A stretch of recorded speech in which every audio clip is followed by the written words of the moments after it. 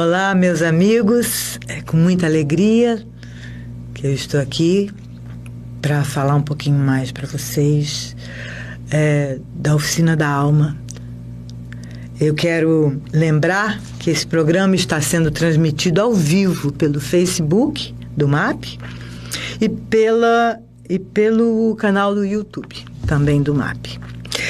Eu vou começar hoje com um livro, uma pequena leitura para a gente preparar a nossa mente, o nosso coração. Seara dos Médiuns.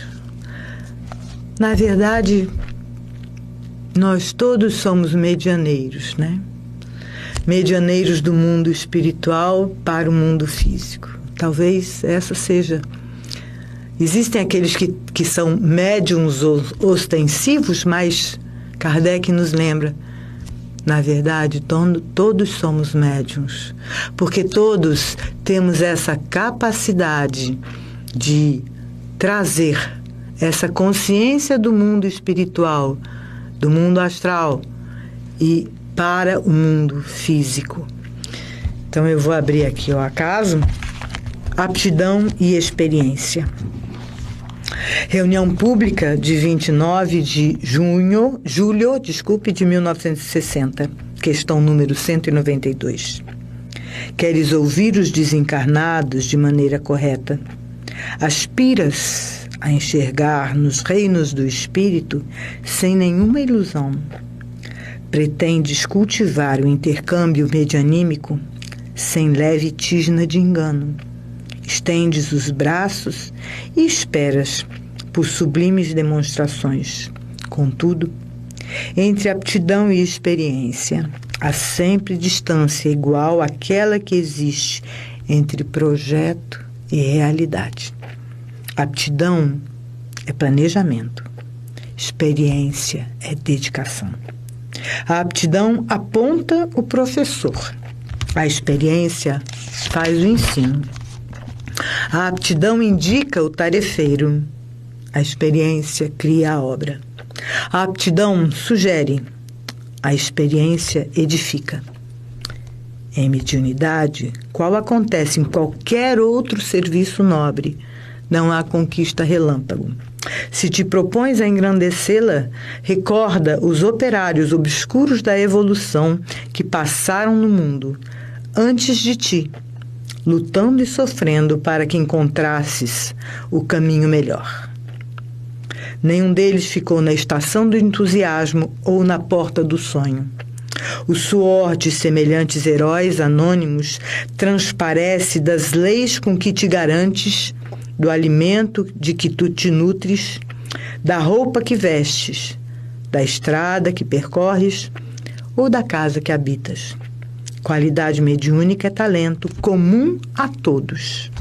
Mas exercer a mediunidade como força ativa no ministério do bem é fruto da experiência de quantos lhes esposam a obrigação, por senda de disciplina e trabalho, consagrando-se dia a dia a estudar e servir com ela.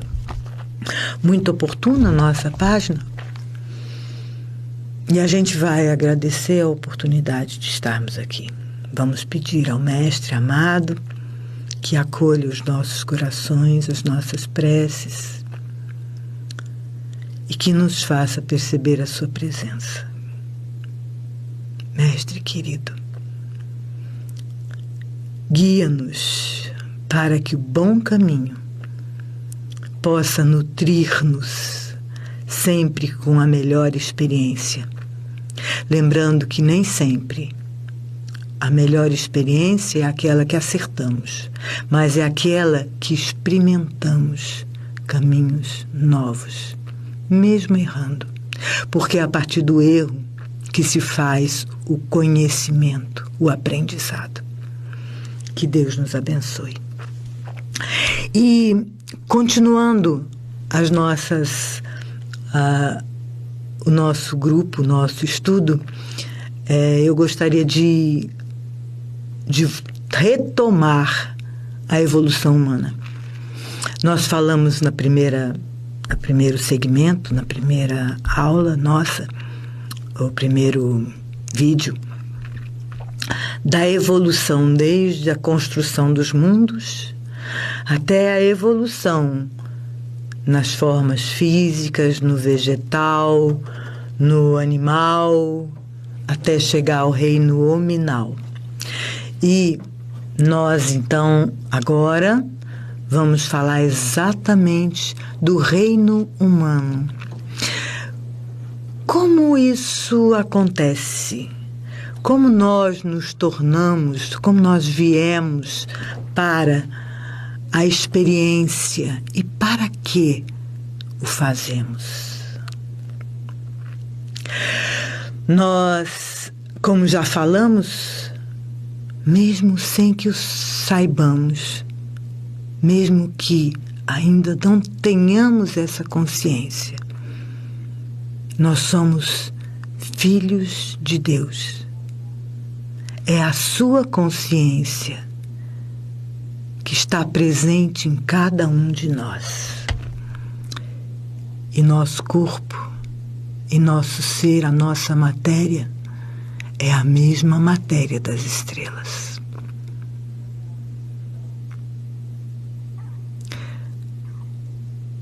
Nós, ao chegarmos no reino hominal, temos já atrás de nós toda a consciência do mundo, quer dizer, das formas, a experiência no mundo mineral. Depois nós já desenvolvemos a memória e a sensibilidade que aprendemos quando vivíamos no reino vegetal.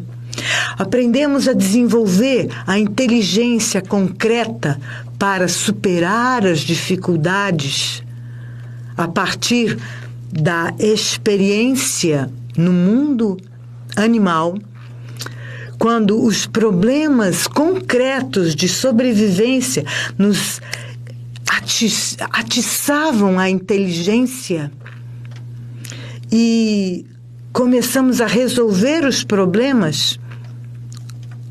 E depois, individualizados, entramos no reino hominal. O homem, ele se caracteriza pelo desenvolvimento da mente abstrata, da mente não mais apenas, embora ele vá fazer isso também, mas não mais uma mente concreta, lógica e racional, que ele vai desenvolver com primor, mas principalmente a capacidade de pensamentos abstratos, conceituais. Os nossos cientistas estão desenvolvendo esse tipo de pensamento. Mas, juntamente com esse pensamento, nós temos algo que os animais têm também, que vem desde o princípio, que é a capacidade, e cada uma da sua forma, mas a capacidade de amar. Como que o átomo de hidrogênio se liga ao átomo, a dois átomos, um átomo de oxigênio se liga a dois átomos de hidrogênio. Essa ligação se faz através do amor.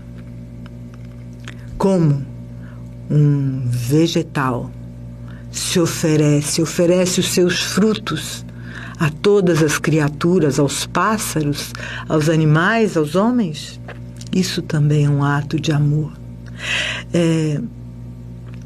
Uma vez eu tive uma experiência em respiração holotrópica, experimentando a consciência de uma árvore. O grande prazer que a árvore sente é exatamente, lembrem-se, ela está desenvolvendo justamente a sensibilidade, é oferecer os seus frutos. E quando eles são colhidos, as árvores, elas se multiplicam na fartura de frutos. Aquelas árvores, não que elas não vão fazer, porque elas vão oferecer, mas se alguém se alimenta, se os pássaros ou se ela cumpre a sua função de alimentar as criaturas, aquilo é a grande alegria dela, a grande satisfação. Ela está cumprindo o seu propósito.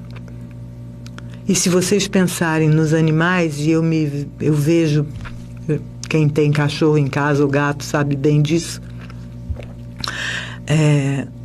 os cachorros, por exemplo, como eles ficam felizes em guardar, em cuidar dos seus donos. Eles cumprem assim a sua tarefa, amorosamente cumprem a sua tarefa. E nós? Quando cumprimos a nossa tarefa? Quando nós conseguimos superar o individualismo que foi tão necessário para que nós nos tornássemos humanos e começamos a expressar esse amor que é a presença de Deus em nós, por todas as criaturas, por todos os seres, por todos os nossos irmãos. Quando saímos do nosso individualismo, que é necessário para que nós nos tornássemos humanos, e começamos a expandir, e compreendemos que o outro é igual a nós, e que fazer ao outro, como disse o Mestre, aquilo que desejaríamos que fizessem a nós, isso é a expressão de um crescimento do amor, da capacidade de amar. Quando fazemos isso sem pensar, simplesmente agimos em benefício do outro, porque o outro é o nosso igual. Porque ao fazer ao outro, de alguma forma, alimentamos o nosso coração. E aí a gente volta. Então, quem é esse homem? Quem é esse ser humano? Quem é esse ser especial que, como disse o Mestre Jesus, vós sois deuses, mas ainda não se deram conta disso. Então, nós, humanos, somos aqueles que já temos a capacidade de criar, através desses pensamentos, do pensamento conceitual, começamos a desenvolver e a compreender o que viemos fazer aqui e responder a grande pergunta: homem, quem és? Lembram do que estava escrito lá em Tebas, na Esfinge? O enigma da Esfinge é: homem, conhece a ti mesmo. Essa é a grande pergunta. Quem é você? E quem a responde? Somos nós, pessoalmente? Nós, personagens? Ou a grande alma imortal que nos habita?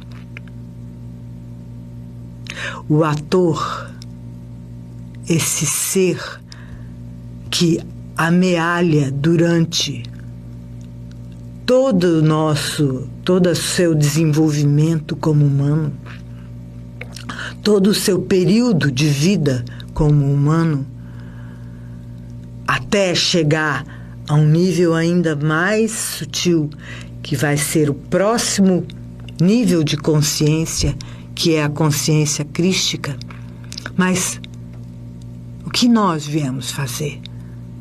Quem somos nós? Quem é esse espírito, como diz Kardec, com letra maiúscula? Quem é esse ator, esse self? É ele que está em desenvolvimento. E como ele faz isso? Como ele vai atingir gradativamente níveis de consciência cada vez mais amplos? E o que é atingir níveis de consciência cada vez mais amplos. Na realidade, é apenas sutilizar, dissolver essa matéria que ainda esconde a alma imortal, que ainda esconde a presença de Deus que brilha em cada um de nós. E é essa a tarefa do humano, lembrar de quem somos. É isso que viemos fazer. Divinizar para isso toda a matéria, tudo que está à nossa volta, espiritualizar todos os seres que estão à nossa volta, inclusive os lugares que habitamos. Como é feito isso? Ao longo de vários milhares de anos, nós nascemos e renascemos nos mundos, não só aqui na Terra, mas em outros mundos. Não importa. O humano, o nível de consciência humano, ele não se restringe só ao mundo terrestre. Ele é um nível de consciência. E ele pode estar aqui no planeta físico Terra, como ele pode estar em qualquer outro lugar do sistema solar, capaz de ter uma forma física, porque nós ainda estamos necessitando de uma forma física, ou mesmo em outros lugares mais distantes daqui. Os exilados de Capela, por exemplo, vieram da constelação do Cocheiro. E lá eles tinham uma forma, quando o mundo,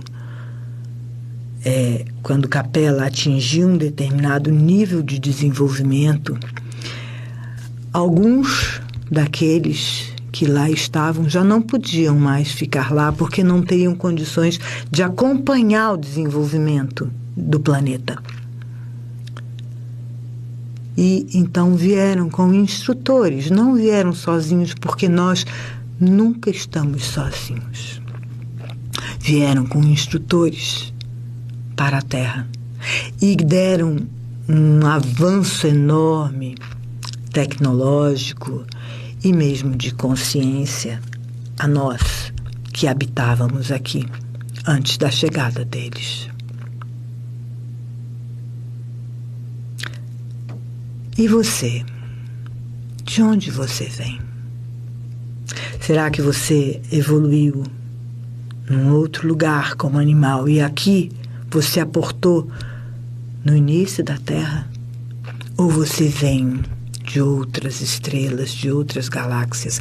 Ou você ainda pode vir dos reinos dos devas, dos seres da natureza? Talvez o seu coração saiba. E talvez esse seja o momento para você sentir e perguntar a essa parte sua mais antiga: de onde eu vim? Qual a minha origem? Certo, todos nós somos filhos de Deus e essa é a nossa grande origem. Mas antes de estarmos nessa forma humana, experimentamos uma forma, um nível de consciência humano em outro planeta? Ou evoluímos desde o homem das cavernas até o momento atual? E o que evolui? Nós somos personagens, eu, você, personagens de mais uma história. É como se fosse assim uma novela. Nós estamos nesse momento vivendo uma determinada história, uma novela ou um livro Mas o ator que nos habita, a alma imortal que nos habita, ela é muito antiga. E a cada experiência, a cada nova novela, a cada novo drama, a cada novo livro, ela vai construir um personagem apropriado para que possamos experimentar e desenvolver. Desenvolver significa dissolver os véus, tirar os véus, desenvolver, retirar os véus que nos impedem de saber realmente quem somos. Então, a cada vida nossa, nós nos tornamos um pouco mais desenvolvidos. Nós nos aproximamos um pouco mais de quem somos, da nossa essência, desse ator que nos habita, que é Deus em nós. E isso várias e várias e várias centenas de vezes, milhares de vezes. Dizem que a gente tem pelo menos 7.000 vidas como humanos. E que todos nós, sem dúvida, todos nós que estamos aqui conversando nesse momento, temos menos de 300 vidas até a evolução completa, até o nos tornarmos homens perfeitos, assim como o Mestre Jesus. Jesus é aquele que encerrou a sua evolução como homem.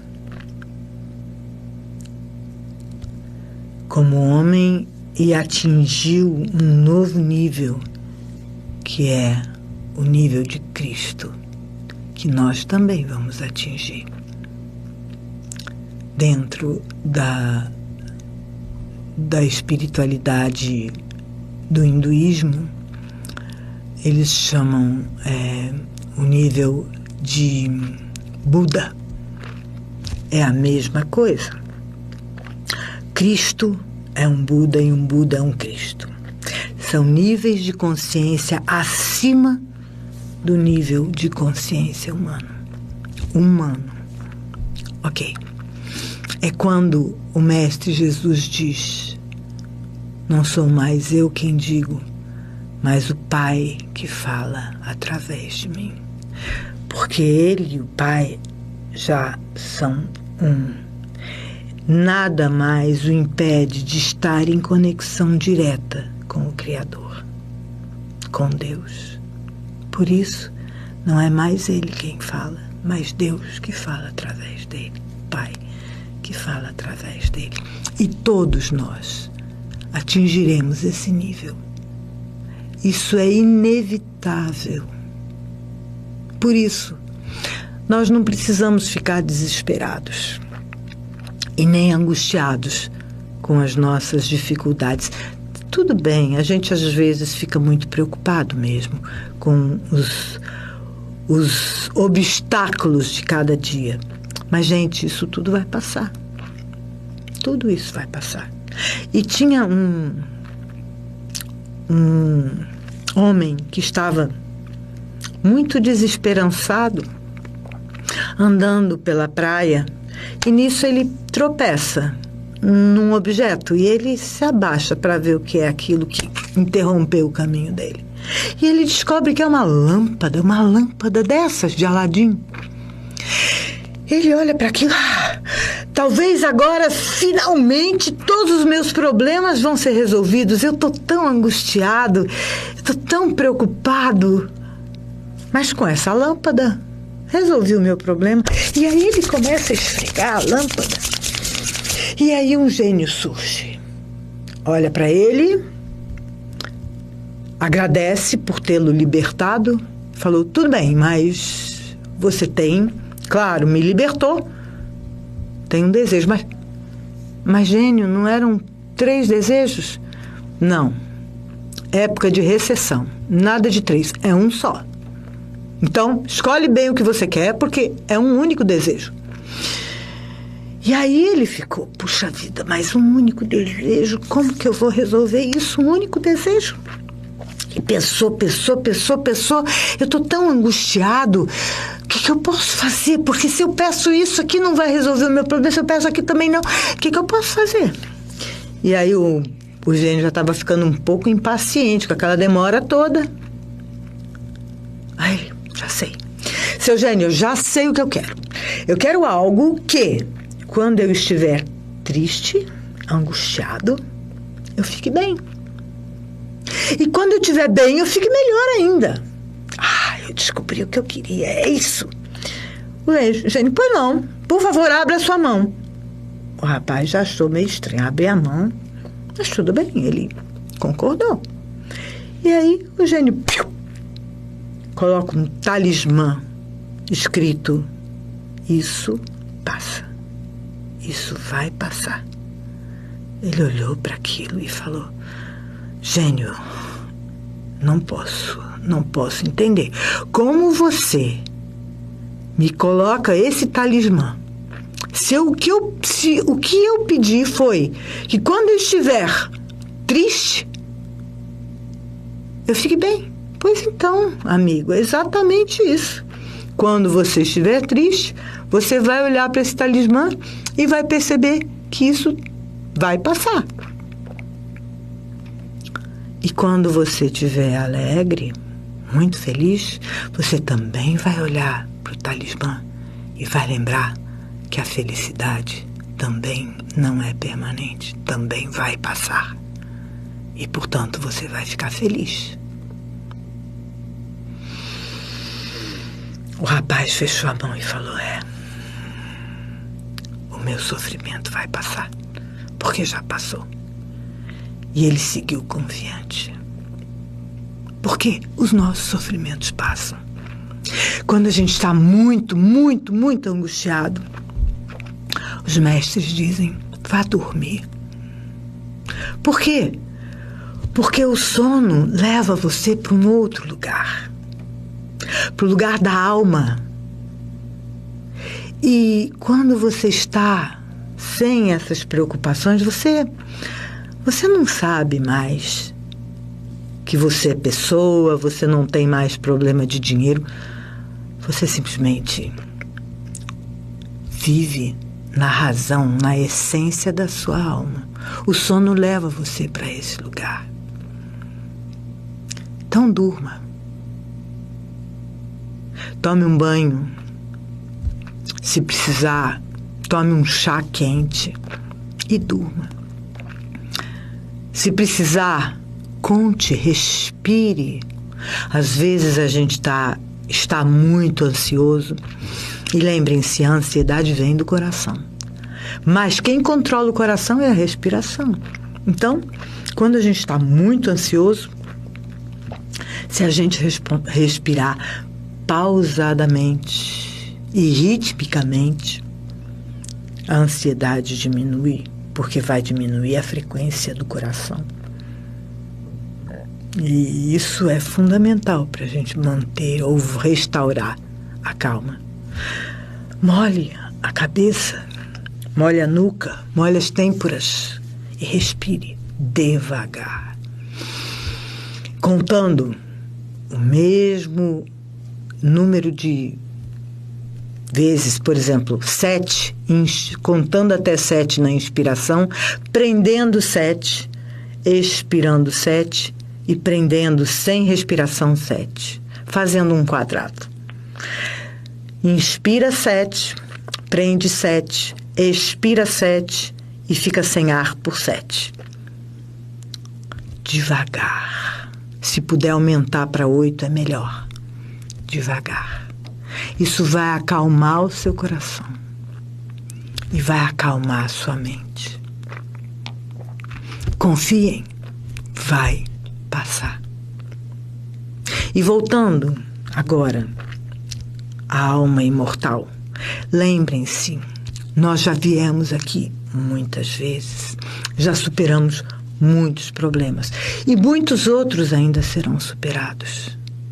E quanto mais a gente avançar, mais rapidamente a gente vai avançar. Porque a gente já sabe de muita coisa. Então, não tenhamos medo da experiência. Não tenhamos medo de decisões. Melhor tomar alguma do que não tomar nenhuma. Do que ficar paralisado sem saber o que vai fazer. O máximo que pode acontecer é a gente não acertar. Mas quando a gente não acerta, a gente aprende mais do que quando a gente acerta. Quando a gente acerta, por acaso, foi por acaso. Quando a gente acerta porque sabe, a gente já aprendeu. E quando a gente erra, aquilo agora é o ouro da nossa sabedoria, do nosso conhecimento. E aquilo a gente não faz de novo. Por isso, é tão importante que a gente tenha experiência. Mas tem pessoas que já conseguem aprender pelos outros. Já são mais sábios do que nós, muitas vezes, não é? E olhando, observando os outros, eles desenvolvem outras capacitações e dessa forma avançam ainda mais no seu processo evolutivo. Cada um de nós veio com uma tarefa específica, veio contar uma história e veio fechar um aprendizado ou trabalhar determinados aspectos. E como que é isso? A gente diz, o meu karma. O que é o karma? Karma é exatamente as ações, ou o resultado das ações que nós fizemos no passado. Ações, pensamentos e palavras que proferimos no passado. Eles são neutros. Os resultados são sempre neutros. Karma não significa algo negativo. Significa simplesmente um resultado da lei de ação e reação. A gente pode gerar karmas bons e podemos gerar karmas ruins. Simplesmente lei de ação e reação. Se eu busco fazer o bem, mesmo que buscando, como dizem os espíritas, falam muito às vezes de bônus hora, não importa. Bônus hora é o resultado em bônus de boas ações. São bons karmas. Não importa se você fez aquilo com intenção de colher bons resultados. Todo bem que você faz sempre é benéfico. Mesmo que seja intencionalmente para você ficar, vamos dizer assim, bem na fita. Dalai Lama fala, faça o bem, nem que seja por egoísmo. É muito melhor do que fazer o mal. Por quê? Porque toda ação corresponde a uma reação. Tudo aquilo que você fizer vai ter um resultado. Busque pelos melhores resultados. Tem gente que diz assim, eu sei que eu não deveria fazer isso, mas eu vou fazer assim mesmo, porque eu acho que vale a pena. Gente, vale mesmo a pena? Eu já ouvi de algumas pessoas, eu sei que eu vou pagar por tudo que eu estou fazendo. Gente, se você soubesse mesmo que você vai pagar, talvez você tenha dúvidas. Porque se você soubesse mesmo, você não agia de forma equivocada. Algumas pessoas que fazem, por exemplo, desejam o mal para outras. Às vezes a gente fala umas bobagens, né? Mas recolhe aquilo, gente. Quando você toma consciência na sua meditação à noite, nos seus pensamentos à noite, quando você revê todo o seu dia, percebe o que você fez com ele. Percebe o que você fez para o outro, mesmo sem intenção. E, principalmente, percebe o que você fez com intenção. Se foi bom, que bom, você pode dormir tranquilo. Se não foi, reza por aquela pessoa ou pede a Deus para te ajudar, para que você saia daquela vibração, daquela sintonia e recolha aqueles pensamentos que você gerou. Porque tudo que nós pensamos, tudo que falamos, produzem nessa matéria, que a gente vai falar melhor na próxima vez ou na outra, numa matéria, na matéria mental, na matéria espiritual, do campo astral, a gente produz vibrações e produz formas. Tudo. E essas formas atuam sobre nós. Muitas das doenças que nós temos hoje, dos sofrimentos que nós temos, foram produzidos dessa forma. Pessoalmente, eu sei que muitas das coisas que eu vivi, que acabei recebendo, fui eu que plantei. Muitas não, todas. Com certeza. Fui eu que plantei. E aí a gente começa a ficar atento. Porque não vale a pena plantar espinhos. Sem dúvida, você vai colher espinhos. Plante laranjeiras, plante rosas, mesmo com espinhos, fazem parte da proteção, mas olha só o perfume do ambiente, olha só como as rosas embelezam a nossa vida, o nosso olhar, não é? Então vamos estar atentos ao que estamos fazendo com as nossas vidas. Tudo que a gente faz vai colher. E eu vou ler um trechinho aqui do Viva Sem Medo, pequenininho.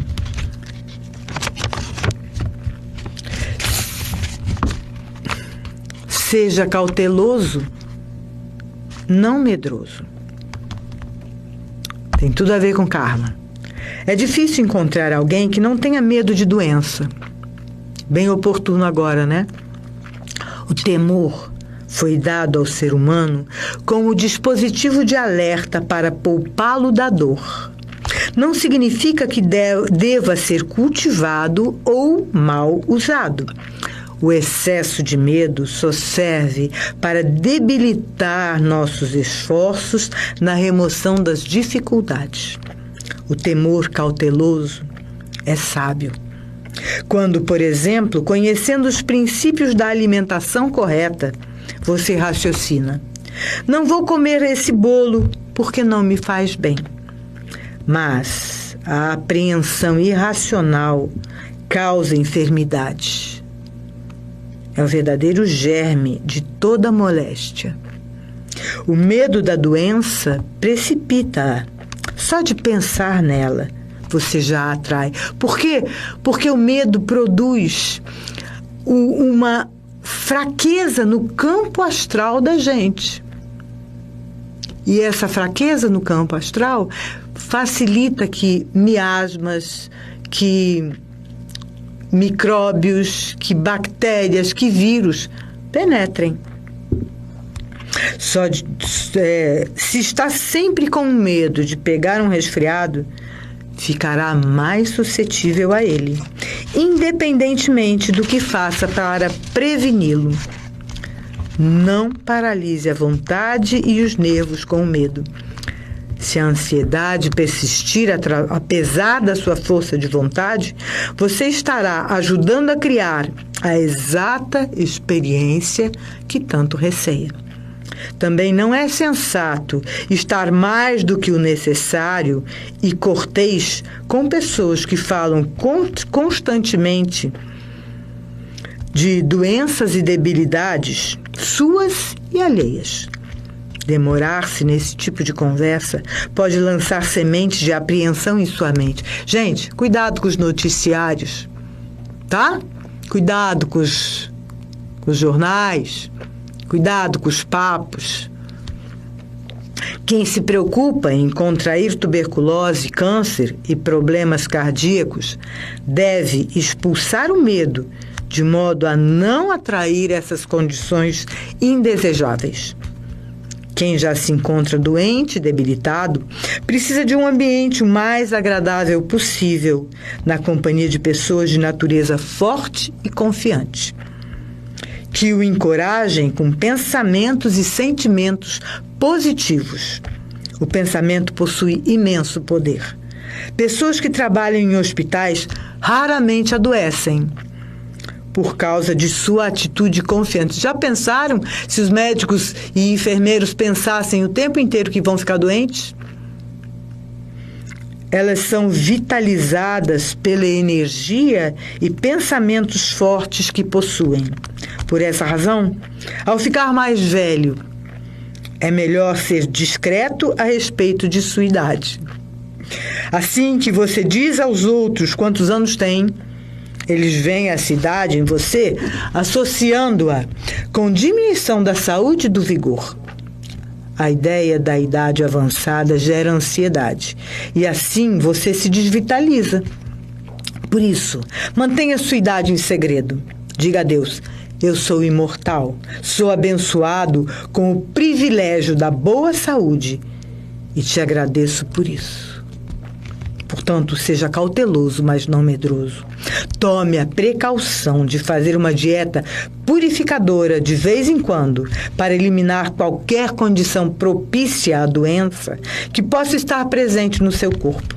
Faça tudo o que puder para erradicar as causas da enfermidade e fique absolutamente tranquilo.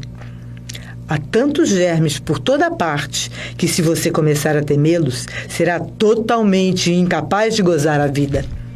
Mesmo com todas as precauções sanitárias, se você pudesse examinar sua casa com microscópio, perderia todo o desejo de comer. Confiança. Lembra, Deus está com você. Vem dele a energia que mantém o seu corpo. Confia, entrega a Ele. Peça a Ele para manter a vitalidade e a força do seu corpo. Se conecte com Ele. Beba água. Respire o ar puro. Faça exercícios, tenha principalmente bons pensamentos, bons sentimentos e se conecte com pessoas que desejam o bem. Que Deus nos abençoe, que proteja você, proteja a todos nós, abençoe o MAP, abençoe essa casa sempre, que aqui sempre seja como é, um lugar de saúde, de harmonia, de equilíbrio e de paz. Que assim seja.